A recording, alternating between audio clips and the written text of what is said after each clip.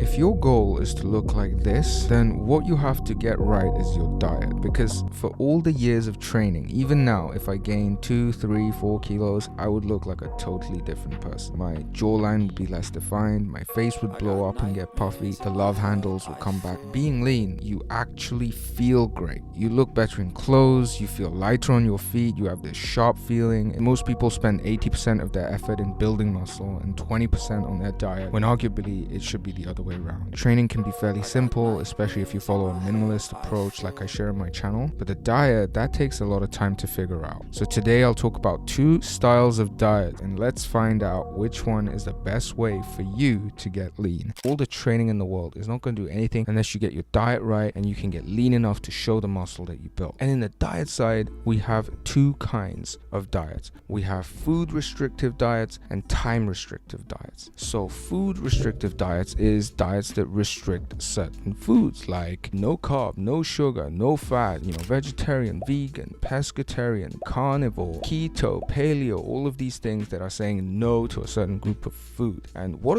is the benefit of that is that it does give you some sort of structure and discipline to your diet, so you're not just eating everything. And oftentimes these choices are made based on ethical reasons or based on their own health requirements, right? Somebody's intolerant to something, and by becoming aware of your own body's needs and being more in tune with what your body needs, this can actually lead to a healthier lifestyle. And I think for a lot of people this way works. Biggest problem in my opinion with food restrictive diets is that they lead to bigger stress levels, and the reason for that is you are actually using a lot of energy saying no to that food if that food is something that you enjoy. So no sugar, no carb is the main one, right? Like, I'm from Korea, 80% of our food is based in carbohydrates, and I love pasta, I love making Italian pasta, eating Italian pasta, and pastries and all this kind of stuff. And if my whole life came to carbs or gym, carbs or sexy body, it's not such an easy call. So every time I have to say no carbs or no fat,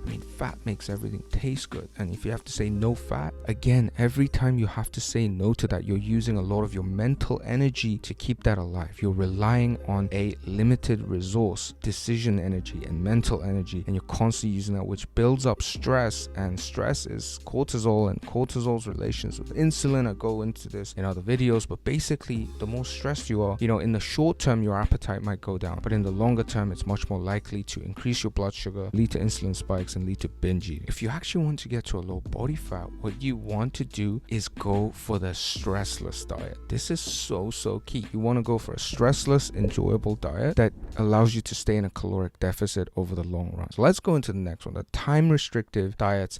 There's obviously fasting is another way to call it. You have OMAD, 1 meal a day. You have intermittent fasting and all these kinds of other fasting methods, even Ramadan, which is a form of fasting, religious fasting we can call it. A lot of research has been done into fasting, and actually I think the scientific literature agrees that intermittent fasting and other kinds of fasting is very, very beneficial in many different ways, whether it's fat mobilization or increase in human growth hormone, or even improvements in joint health, mental clarity and focus, productivity. If you've tried it, you've probably experienced some of these things yourself. So I think that's one of the biggest benefits of fasting. And also, because it's not food restrictive, it means that you can eat a lot of different kinds of food that you love, like chocolates and gelato and incredible amounts of pesto and pasta and norma and carbonara and all this kind of stuff, which helps with your stress levels. I'm the kind of guy that when I have that, it's good for my stress levels. What are some of the negatives of time restrictive eating? And that is that you can actually also, with this style, develop some kind of eating disorder. Because if you are so focused on not eating at this time, this can actually get very stressful for some people, so that eventually when they do eat, they tend to binge eat or eat huge portions, and the whole point of fasting is done because they just go and eat 2,500, 3,000 calories, and they get so used to eating these huge portions that later on in life they have difficulty difficulty with portion control. Another thing is that with fasting throughout the day, there's an adjustment period where if your body's not adjusted to that cycle of fasting, then you can get these hunger spikes during the day where you feel, suddenly really out of energy and things like that. So what do you think is the best way for you? The one thing I will say is that minimal stress dieting is what you should be focusing on, whether it's time restriction or food restriction. The stress also comes from what's called decision fatigue. Every time you make a decision, it's energy that you use. See if this resonates with you. You're like going out for lunch with your friends and they're like, what should we eat? I don't know. Oh, I should eat that. Oh, but I had that yesterday. Should I have that chicken?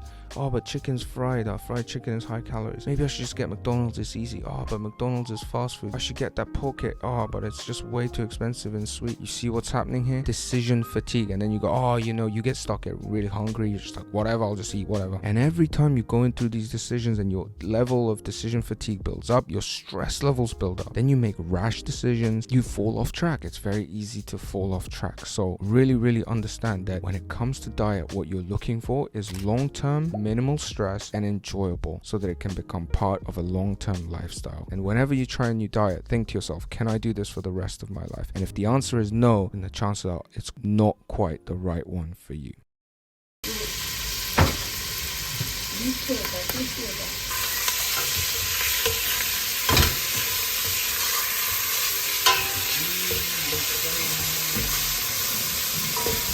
We add the seaweed and the water and all the other seasonings. Like this, and then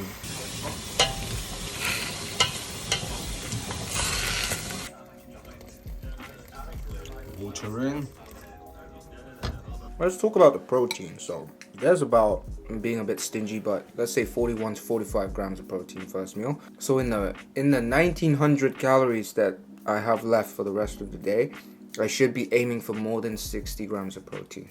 If you're just like a normal guy, 5'6", 5'7", 5'8", 5'9", 6 foot, somewhere between 65 and 80 kilograms between the ages of 17 to 37. If you fall into any of these all of these categories, your and you do sort of some kind of moderate exercise a couple times a week or more, you're not just sitting on your ass all day, then your maintenance is probably around 2400 roughly. So if you want to get lean, you should eat around 2000 or 2100. For you that I just mentioned, probably just thinking, okay, every day I want to get more than 100 grams of protein.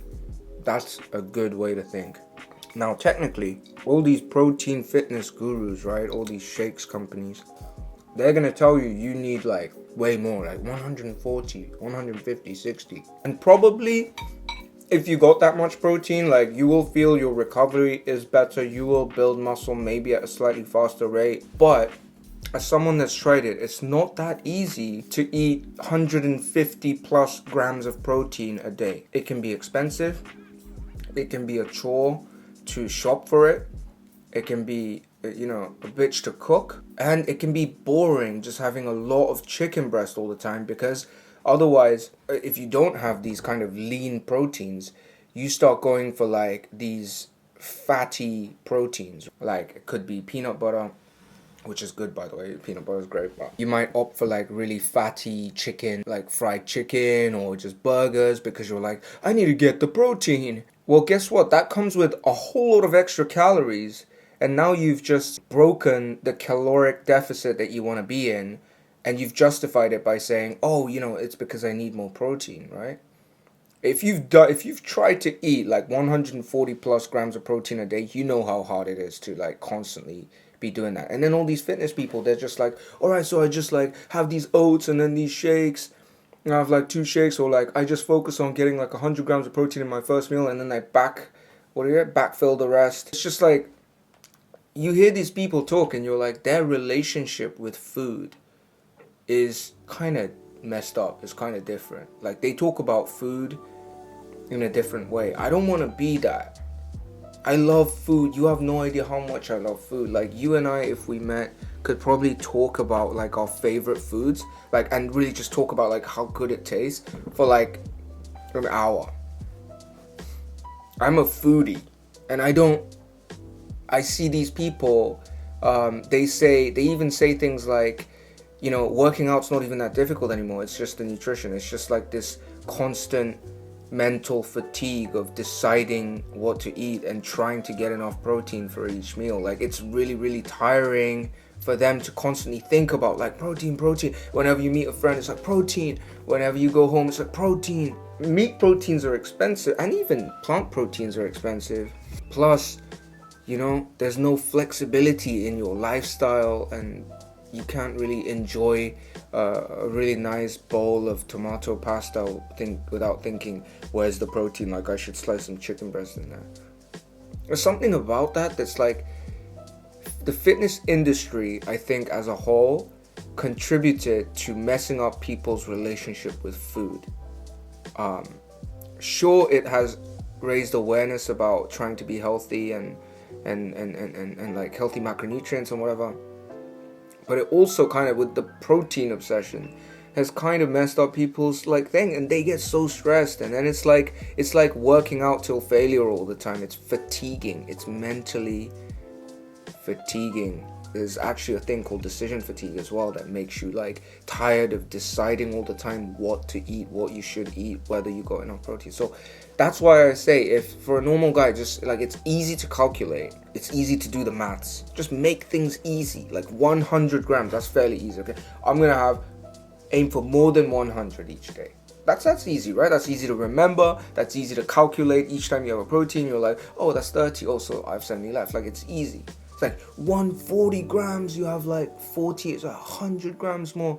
I don't know, it's just, I always found it much easier that way. I hope that resonates with some of you. It probably does for people that have really obsessively tried to like hit their protein levels. It's like, you have to think about diminishing marginal returns as well. Maybe all that energy that you're spending on like trying to get enough protein and finding like, and shopping and cooking, like, what other things in your life are you neglecting as you use your mental RAM obsessing about getting enough protein?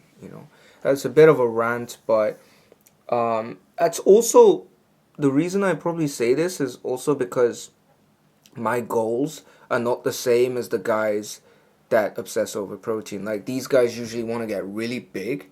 Like, they actually want the absolute size of their body to be like much bigger, whereas I always like wanted a much more sort of slim, lean, but also kind of strong muscle development. So everyone looking at you, or when you take your shirt off, it's like, looks amazing.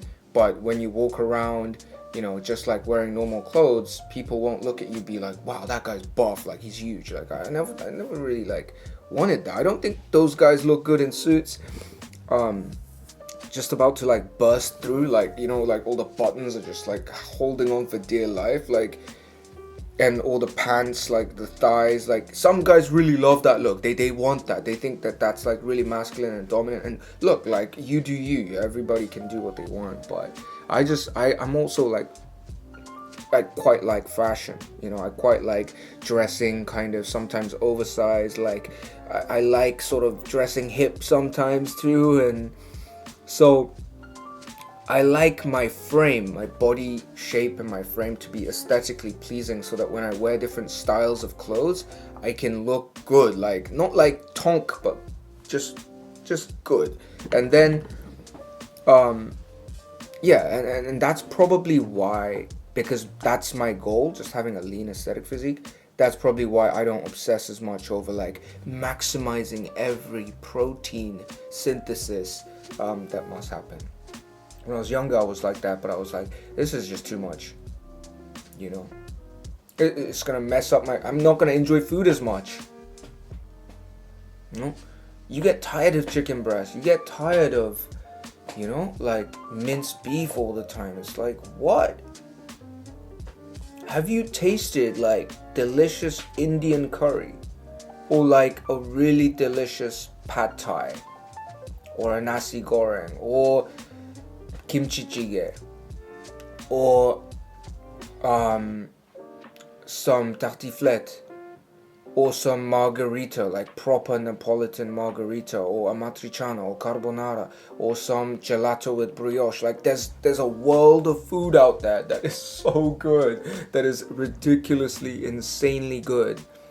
And your protein obsession sorry to say, but your protein obsession is rather pitiful when you see it from that perspective. Of course, it's your life, design it how you want.